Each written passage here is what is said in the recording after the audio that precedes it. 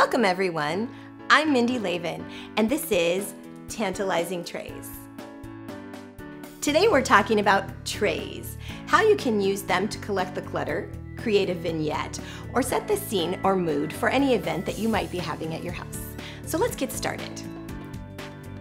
Today I'm going to show you a little tea tray that I've created in case I have a friend that might be just dropping by to have a spot of tea in the morning.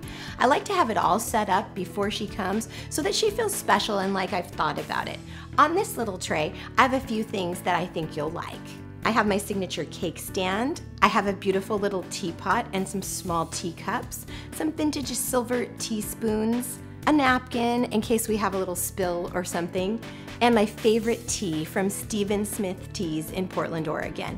I love the way this looks. All of a sudden I've just created a mood and all I've really used is a tray.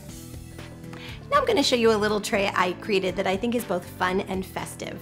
Over here is a tray that I've put together for game night. I was lucky enough to find a tray that had a spade on it, like cards. On my tray I have a little dish for cards, dice, I have some dominoes, I have a little bit of snack mix like you're at bingo. I have some pens, I have a pad of paper for scorekeeping, and I think we're all set for a night that's filled with frolic. Now I'd like to show you another way to use a tray to add a little bit of glamour. Over here you can see that I've used these two trays to display my perfumes. If you're a girl like me, you probably have lots of bottles of perfume.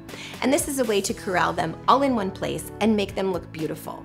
You can see that I have a lower tray and a higher tray here. One is a budget tray and the other one is a high-end tray. Would you believe that the one on the bottom actually came from the dollar store and cost just $1? The one on the stand over here is actually vintage and sterling silver and cost about $50. This is just an example of how you can get the look for less. Now I'd love to show you a few other places where I use trays in my house to add a little accessory to my decor. I've always kept a little tray right by my sink. On it, I like to keep a candle. It just sets a nice little mood, a flower to add a little color to my life, and I have these 4 little birds that actually represent the members of my family. A tray next to your kitchen sink is just a great idea. Over here on my ottoman, I have another unique use for a tray. On it, I have a little book, but really, the book holds a TV changer. Don't you all hate the look of the dreaded TV changer? I just set it inside and it's hidden. I've used a little theme here, so I have birds and flowers. I have a candle for ambiance, and I have this great white pot. In it, I have 4 real orchids, but would you believe that the plant in the center is actually faux?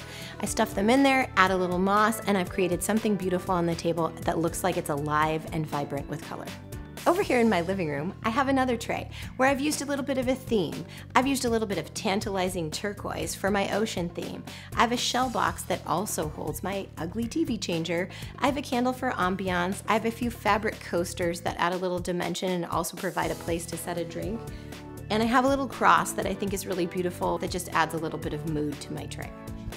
I hope today I've given you some great ideas to create your own tantalizing trays, to add a little fun to your own home decor. As you can see, a tray is a great way to create a little vignette and add a little something special into your decor.